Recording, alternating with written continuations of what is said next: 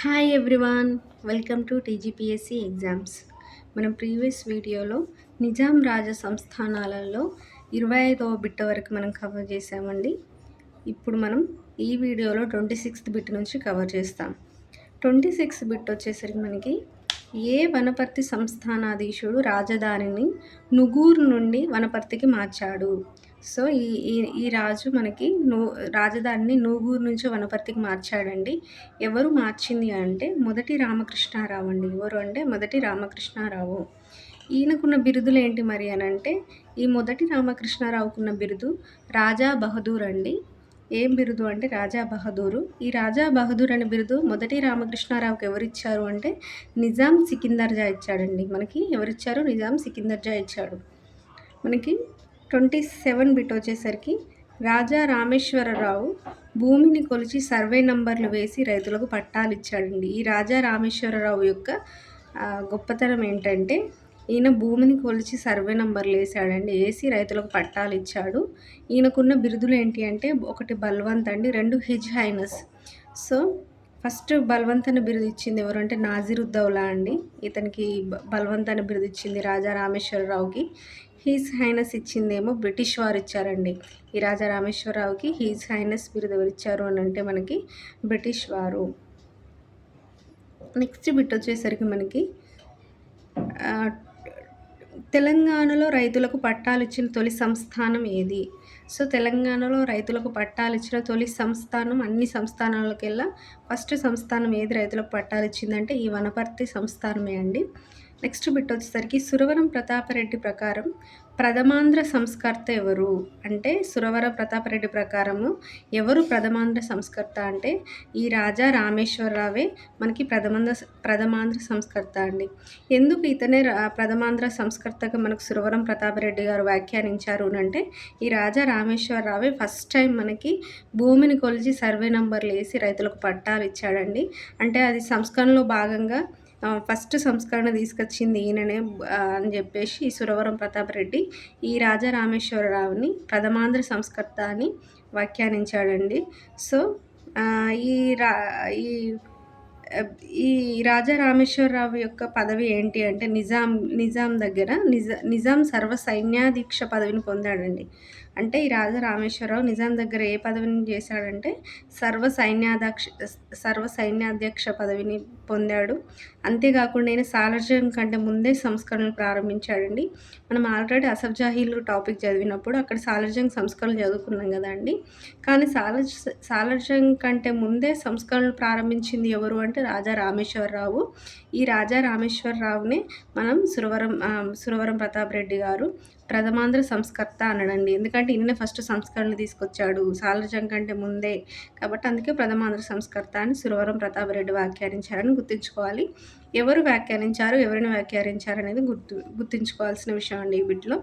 Next bit వచ్చేసరికి మనకి వనపర్తి సంస్థానంలో అక్షింతల సుబ్బశాస్త్రి రాసిన రచన ఏంటి అంటే భాషార్థ రత్నమాల. అక్షింతల సుబ్బశాస్త్రి రాసిన రచన ఏంటంటే భాషార్థ రత్నమాల అండి. ఇంకొక కవి సన్నిధానం సూర్యనారాయణ శాస్త్రి. ఈ సన్నిధానం సూర్యనారాయణ శాస్త్రి రచించిన రచన వచ్చేసరికి పువ్వుల తోట అండి. ఏంటి అండి? పువ్వుల తోట. నెక్స్ట్ బిట్ వచ్చేసరికి మనకి వనపర్తి ఆస్థాన పండితుడు ఎవరు? సో ఈ వనపర్తి సంస్థానానికి ఆస్థాన పండితుడు వచ్చేసి మనకి వీర రాఘవచార్యులు అండి. ఎవరండి? వీర రాఘవచార్యులు. మనకి నెక్స్ట్ బిట్ వచ్చేసరికి 32 అండి. ఈ 32 బిట్ నుంచి మనము మునగాల సంస్థానం గురించి చదువుకుంటామండి. ఇప్పటివరకు మనము వనపర్తి సంస్థానాన్ని కవర్ చేసాము, గద్వాల సంస్థానాన్ని కవర్ చేసాము. ఇక్కడ నుంచి మనము మునగాల సంస్థానం గురించి చదువుకుంటాము. ఈ మునగాల సంస్థానాన్ని ఎప్పుడు నల్లగొండ జిల్లాలో చేర్చారు అంటే, మునగాల సంస్థానాన్ని ఎప్పుడు నల్లగొండ జిల్లాలో చేర్చారు అంటే 1959 అండి. అంటే స్వతంత్రం వచ్చిన తర్వాత 1956లో ఆంధ్రప్రదేశ్ ఏర్పడింది కదండి. ఆంధ్రప్రదేశ్ ఏర్పడిన తర్వాత 3 ఇయర్స్కి అంటే 1959లో మనకి నల్గొండ జిల్లాలో మునగాల సంస్థానాన్ని చేర్చారండి. మరి దీనికంటే ముందు ఎక్కడుంది మునగాల సంస్థానం అంటే కృష్ణా జిల్లా నందిగామలో ఉందండి మునగాల సంస్థానం. ఫస్ట్ కృష్ణా జిల్లా అంటే మనకు ఆంధ్ర ప్రాంతం కదా అండి కృష్ణా జిల్లా. కృష్ణా జిల్లా నందిగామ ప్రాంతం అనేది తర్వాత 1959లో మనకు నల్గొండ జిల్లాలో చేర్చారు అనేది గుర్తుంచుకోవాలండి. ఎప్పుడు చేర్చారు అంటే 1959. సో, ఫస్ట్ రాజధాని ఏంటి? మునగాల సంస్థానానికి ఫస్ట్ రాజధాని ఏంటంటే రేపాల అండి. రేపాల అనేది మునగాల సంస్థానం యొక్క ఫస్ట్ రాజధాని. నెక్స్ట్ బిట్ వచ్చేసరికి మనకి మునగాల సంస్థానాధీశులు ఏ బిరుదు తీసుకున్నారు? సో, ఈ మునగాల సంస్థానాధీశులు ఏ బిరుదు తీసుకున్నారంటే జబ్దతులక్రాన్. ఏ బిరుదు అండి? జబ్దతులక్రాన్. సో, ఈ మునగాల సంస్థాన రాజైనటువంటి రాజా నాయని వెంకటరంగారావు. వీళ్ళు ఫేమస్ అండి ఈ మునగాల సంస్థానంలో. ఎవరు అంటే రాజా నాయని వెంకటరంగారావు అండి. ఈ ఈ రాజా నాయని వెంకటి రంగారావు దగ్గరనే మనకు దివాన్‌గా పనిచేసింది ఎవరంటే శ్రీ కొమర్రాజు వెంకట లక్ష్మణరావు అండి. ఎవరు ఈయన దగ్గర దివాన్‌గా పనిచేశారు అనంటే శ్రీ కొమర్రాజు వెంకట లక్ష్మణరావు. ఈ శ్రీ కొమర్రాజు వెంకట లక్ష్మణరావు గారే మనకి తర్వాత గ్రంథాలయోద్యమంలో ప్రముఖ పాత్ర పోషించిన వ్యక్తి అండి శ్రీ కొమర్రాజు వెంకట లక్ష్మణరావు. సో, అందుకే మనము ఈయన గురించి ఇంకా డీటెయిల్‌గా చదువుకుంటాము. ఈయన ఏ సంస్థానానికి చెందినవాడు ఈ కొమర్రాజు వెంకట లక్ష్మణరావు అంటే మునగాల సంస్థానానికి చెందినవాడు అండి. ఈ మునగాల సంస్థానంలో ఈయన ఎవరి దగ్గర పనిచేశాడంటే రాజా నాయని వెంకట రంగారావు దగ్గర దివాన్‌గా చేశాడనేది గుర్తుంచుకోవాలి. నెక్స్ట్ బిట్ వచ్చేసరికి 1947 మద్రాసు రాష్ట్రంలో విలీనమైన సంస్థానం ఏంటి? సో, ఈ మునగాల సంస్థానం అనేది 1947లో మనకు స్వాతంత్ర్యం వచ్చిన తర్వాత మనకి ఇది మద్రాసు రాష్ట్రంలో విలీనమైందండి. హైదరాబాద్ రాష్ట్రంలో విలీనం కాలేదు. సో, ఇక్కడ గుర్తుంచుకోవాలి మునగాల సంస్థానం అనేది ఏ రాష్ట్రంలో విలీనమైంది స్వాతంత్ర్యం వచ్చిన తర్వాత అంటే మద్రాసు రాష్ట్రంలో అండి. హైదరాబాద్ రాష్ట్రంలో కాదు. తర్వాత మళ్ళీ మనకి 1959 వచ్చేసరికి మనకి నల్గొండ జిల్లాలో చేర్చారండి దీన్ని మునగాల సంస్థానాన్ని అనేది గుర్తుంచుకోవాలి. సో, ఇక్కడికి మనం మునగాల సంస్థానం దాకా మనం కవర్ చేసామండి 34 బిట్ దాకా. ఇప్పుడు మనం 35 బిట్ నుంచి పాల్వంచ సంస్థానం గురించి డిస్కస్ చేస్తాము. పాల్వంచ సంస్థానం వచ్చేసరికి ఏ జిల్లాలో ఉంది అంటే భద్రాద్రి జిల్లాలో ఉందండి పాల్వంచ సంస్థానము. మనకి 35 బిట్ వచ్చేసరికి పాల్వంచ సంస్థానం మరొక పేరు ఏమిటి? సో, పాల్వంచ సంస్థానం యొక్క మరొక పేరేంటంటే శంకరగిరి సంస్థానం అండి. అంటే శంకరగిరి సంస్థానం అన్నా, పాల్వంచ సంస్థానం అన్నా ఒకటే. ఈ సంస్థానంలో పేరు పొందిన ప్రాంతాలేంటంటే ఒకటి రేకపల్లి ప్రాంతం అండి, 2 భద్రాచలం అండి. ఇవి 2 ప్రముఖమైన ప్రాంతాలు. ఈ ప్రాంతాలు మనకి చాలా ప్రముఖ పాత్ర పోషిస్తాయండి. ఆంగ్లేయులకు వ్యతిరేకంగా పోరాటం జరిగిన ప్రాంతాలుగా వీటిని మనం గుర్తించొచ్చు. రేకపల్లి గాని, భద్రాచలం గాని ప్రాంతాలు. సో, ఈ 2 ప్రాంతాలు మనకి ఎక్కడున్నాయి అనంటే పాల్వంచ సంస్థానంలో ఉన్నాయి. నెక్స్ట్ బిట్ వచ్చేసరికి మనకి పాల్వంచ సంస్థానం రాజధాని ఏంటి? సో, ఈ పాల్వంచ సంస్థానానికి రాజధాని ఏంటంటే పాల్వంచనే అండి. ఏ వంశం వారు ఈ పాల్వంచ సంస్థానాన్ని పాలించారు అనంటే మాచిరాజు వంశం వాళ్ళు పాలించారండి. సో, ఈ మాచిరాజు వంశీయులే మనకి కాకతీయ రాజుల కాలంలో కాకతీయ రాజు ప్రతాపరుద్రుని సేనానులుగా వ్యవహరించారండి వీళ్ళు. అప్పుడేంటంటే పద్మనాయక వంశీయులుగా వీళ్ళని గుర్తించేవారు. తర్వాత ఈ పాల్వంచ సంస్థానంలో వీరు పాలించడం స్టార్ట్ చేసిన తర్వాత వీళ్ళు మాచిరాజ వంశం అని కూడా వీళ్ళని పిలువబడ్డారండి. వీరు మాచిరాజ వంశంగా పిలువబడ్డారు. కాకతీయ రాజుల కాలంలో అయితే ప్రతాపరుద్రుడి దగ్గర సేనాలుగా పనిచేసినప్పుడు వీరినే పద్మనాయక వంశీయులు అని కూడా వీళ్ళను పిలిచేవారు. నెక్స్ట్ బిట్ వచ్చేసరికి సాహిత్య విశారద బిరుదు గల పాల్వంచ సంస్థానం పాలకుడు ఎవరు? సాహిత్య విశారద బిరుదు ఏ పాల్వంచ సంస్థాన పాలకుడికి ఉంది అంటే పాదసారథి అప్పారావుకు అండి. పాదసారథి అప్పారావుకే సాహిత్య విశారద అనే బిరుదు ఉంది. నెక్స్ట్ బిట్ వచ్చేసరికి పాల్వంచ సంస్థాన చరిత్రను రచించినది ఎవరు? పాల్వంచ సంస్థాన చరిత్రను ఎవరు రచించారంటే శ్రీ కొత్తపల్లి వెంకటరామ లక్ష్మీనారాయణ అండి. ఎవరంటే శ్రీ కొత్తపల్లి వెంకటరామ లక్ష్మీనారాయణ.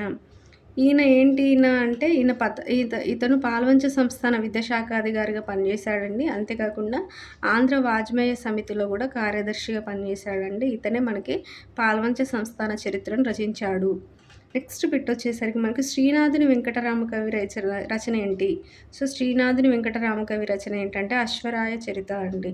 ఏంటంటే అశ్వరాయ చరిత్ర. ఇక్కడికి మనము పాల్వంచ సంస్థానంగా అయిపోయిందండి మనకి 39 బిట్ వరకు. నెక్స్ట్ వచ్చేసరికి దోమకొండ సంస్థానము. ఈ దోమకొండ సంస్థానంలో మనకి ఇంపార్టెంట్ విషయాలు మనం ఇక్కడ డిస్కస్ చేస్తున్నామండి. ఫస్ట్ బిట్ వచ్చేసరికి మనకి దోమకొండ సంస్థానం తొలుత ఏ పేరుతో పిలువబడింది? సో, దోమకొండ సంస్థానాన్ని తొలుత ఏ పేరుతో పిలిచారండి? బిక్కవోలు. మనం ఇందాక పాల్వంచ సంస్థానం గురించి చదువుకున్నప్పుడు కూడా పాల్వంచ సంస్థానానికి ఉన్న మరొక పేరు శంకరగిరి సంస్థానం అని చదువుకున్నాం గదండీ! ఇప్పుడు ఇక్కడ దోమకొండ సంస్థానానికి తొలుత ఏ పేరు ఉండేదంటే బిక్కవోలు అండి. ప్రెజెంట్ ఏంటంటే దాన్ని బిక్నూరు అంటామండి. అప్పుడు బిక్కవోలు అనేవారు. ఇప్పుడు ప్రెజెంట్‌లో ఆ బిక్కవోలే బిక్నూరుగా మారింది. సో, దోమకొండ సంస్థానానికి ఏం పేరంటే బిక్కవోలు సంస్థానం అని గూడా ఉందండి పేరు. దోమకొండ సంస్థానాధీశుల కులదైవం ఏంటి? ఏ ఏ ఏ ఈ దోమకొండ సంస్థానాధీశుల కులదైవం సిద్ధరామేశ్వర స్వామి అండి. ఎవరు అంటే సిద్ధరామేశ్వర స్వామి. ఈ సిద్ధరామేశ్వర స్వామి బిక్కవోలులో ఉన్న సిద్ధరామేశ్వర స్వామియే వీరి యొక్క కులదైవము. మరి దోమకొండ సంస్థానానికి మొదటి రాజధాని ఏంటంటే బిక్కనూరు అండి. ఇదే బిక్కనూరు. రెండవ రాజధానికొచ్చేసరికి దోమకొండ అండి. తర్వాత దోమకొండకి మారింది. ఫస్ట్ వచ్చేసరికి బిక్నఊరు అండి. అదే బిక్కనూరు.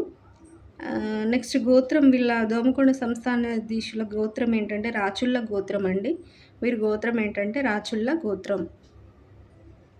నెక్స్ట్ బిట్ వచ్చేసరికి మనకి 42 అండి. ఎవరి నుండి కామారెడ్డి పాలకుడు దోమకొండ సంస్థానాన్ని సనద్దు ద్వారా పొందాడు? అంటే మనకి అప్పుడున్న కామారెడ్డి పాలకుడు ఈ దోమకొండ సంస్థానాన్ని ఎలా పొందాడు అంటే సనదు ద్వారా పొందాడండి. ఎవరి దగ్గర నుండి పొందాడు అంటే అబ్దుల్లా కుతుబ్ షా నుంచి పొందాడండి. ఏ సంవత్సరంలో అంటే 1636లో మనకి అబ్దుల్లా కుతుబ్ షా దగ్గర నుంచి ఈయన సనదు ద్వారా ఈ దోమకొండ సంస్థానాన్ని పొందాడు. ఎవరు పొందారు? అప్పుడున్న కామారెడ్డి పాలకుడు అండి. సో, ఇది కుతుబ్ షాహీల టైంలోనే మనకి కామారెడ్డి పాలకుడు దోమకొండ సంస్థానాన్ని పొందాడని ఇక్కడ మనం గుర్తుంచుకోవాలి. నెక్స్ట్ బిట్ వచ్చేసరికి కామారెడ్డి ఆస్థాన కవి ఎవరు? ఈ కామారెడ్డి సంస్థానం యొక్క ఆస్థాన కవి వచ్చేసరికి మనకి పట్టమెట్ట సోమనాథ సోమయాజి అండి. ఎవరు అండి? పట్టమెట్ట సోమనాథ సోమయాజి.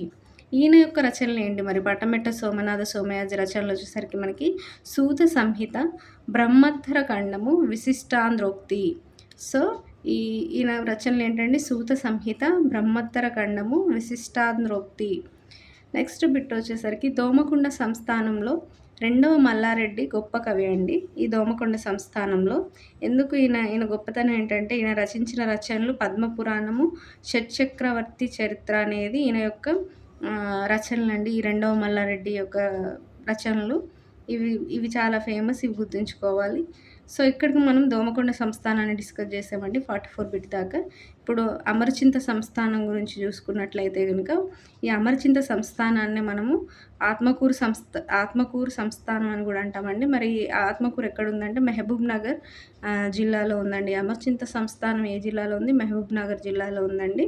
సో, 45 బిట్ వచ్చేసరికి మహబూబ్ నగర్‌లోని అమరచింత సంస్థానానికి మరో పేరు ఆత్మకూరు సంస్థానం అండి. ఆల్రెడీ మనం ఇక్కడ డిస్కస్ చేసుకున్నాము. ఈ ఈ ఈ సంస్థానం యొక్క తొలి రాజధాని ఏంటి అనంటే తివుడంపల్లి అండి. ఏంటండి? తివుడంపల్లి. తర్వాత రాజధాని వచ్చేసరికి ఆత్మకూరు అండి. ఫస్ట్ తివుడంపల్లి, తర్వాత ఆత్మకూరు. నెక్స్ట్ బిట్ వచ్చేసరికి మనకి అమరచింత సంస్థానాధీశుల వంశం ఏంటి? సో, వీరి యొక్క వంశం ఏంటి అనంటే పాకనాటి రెడ్డి అండి. వీరి వంశం ఏంటంటే పాకనాటి రెడ్డి. మనకి ఇంటి పేరు వచ్చేసరికి ముక్కర అండి. వీరిని ముక్కరవారు అని పిలుస్తారండి వీళ్ళని. సో, వీరి ఇంటి పేరు ముక్కర. వంశం వచ్చేసరికి పాకనాటి రెడ్డి. మూల పురుషుడు ఎవరు అనంటే అమరచింత సంస్థానానికి గోపాలరెడ్డి అనే వ్యక్తి మన అమరచింత సంస్థానం యొక్క మూల పురుషుడు అండి. నెక్స్ట్ బిట్ వచ్చేసరికి కురుమూర్తి దేవాలయాన్ని నిర్మించిన అమరచింత సంస్థాన పాలకుడు ఎవరు? సో, కురుమూర్తి జాతర అనేది మనకి ఫేమస్ కదండి. ఈ కురుమూర్తి జాతర ఇక్కడే జరుగుతుందండి, ఈ కురుమూర్తి దేవాలయంలో. సో, ఈ కురుమూర్తి దేవాలయాన్ని నిర్మించిన అమరచింత సంస్థాన పాలకుడు ఎవరు అనంటే చంద్రారెడ్డి అండి. ఎవరండి? చంద్రారెడ్డి. నెక్స్ట్ బిట్ వచ్చేసరికి అమరచింత సంస్థానంలో ముఖ్యమైన కవి ఎవరు అంటే సురపురం కేశవయ్య అండి. సురపురం కేశవయ్య. ఈ సురపురం కేశవయ్య రచించిన గ్రంథమే నిర్దోష్ట్య రామాయణం అండి. నిర్దోష్ట్య రామాయణం. ఇది ఆత్మకూరు సంస్థానాధీశుడైన శ్రీ రాజసోమ భూపాలుడికి అంకితం ఇచ్చాడండి ఈ నిర్దోష్ట్య రామాయణాన్ని. ఎవరు? ఈ సురపురం కేశవయ్య. ఈ సురపురం కేశవయ్య ఎవరు? అమరచింత సంస్థానంలో ఒక ముఖ్యమైన కవి. నెక్స్ట్ బిట్ వచ్చేసరికి మనకి తిరుమల బుక్కపట్నం శ్రీనివాసాచార్యులు ఎవరు? ఈ తిరుమల బుక్కపట్నం శ్రీనివాసాచార్యులు కూడా మనకి అమరచింత సంస్థానంలో ఒక గొప్ప కవి అండి. ఈయన రచనలు వచ్చేసరికి మనకి జాంబవతి పరిణయం, తత్వ మార్తాండ, ప్రభావ మండలం. సో, ఏంటండి ఈయన రచనలు? జాంబవతి పరిణయం, తత్వ మార్తాండ, ప్రభావ మండలం. ఇవి రెండు ఈ బుక్కపట్నం శ్రీనివాసాచార్యుల యొక్క ఆహ్, రచనలండి. ఇంపార్టెంట్ రచనలు. మనకి లాస్ట్ బిట్ 50 బిట్ వచ్చేసరికి మనకి సురవరం ప్రతాపరెడ్డికి గోల్కొండ కవుల సంచికలో సహకరించిన ఆత్మకూరు సంస్థాన పాలకురాలు ఎవరు? సో, మనకు సురవరం ప్రతాపరెడ్డికి గోల్కొండ కవుల సంచికలో సహకరించిందండి. దాని సంపాదకత్వంలో గాని, ప్రచురించడంలో గాని సహకరించిన ఈ ఆత్మకూరు అంటే ఈ అమరచింత సంస్థాన పాలకురాలు ఎవరు అంటే భాగ్యలక్ష్మమ్మ. ఈ అమరచింత సంస్థానాధీశురాలైనటువంటి భాగ్యలక్ష్మమ్మ మనకు సురవరం ప్రతాపరెడ్డికి గోల్కొండ కవుల సంచికలో సహకరించిందండి. సో, ఇక్కడితో మనకు 50 బిట్స్ అనేటివి కవర్ అయినవి. నెక్స్ట్ బిట్స్ మనం నెక్స్ట్ వీడియోలో కవర్ చేద్దామండి. Thank you.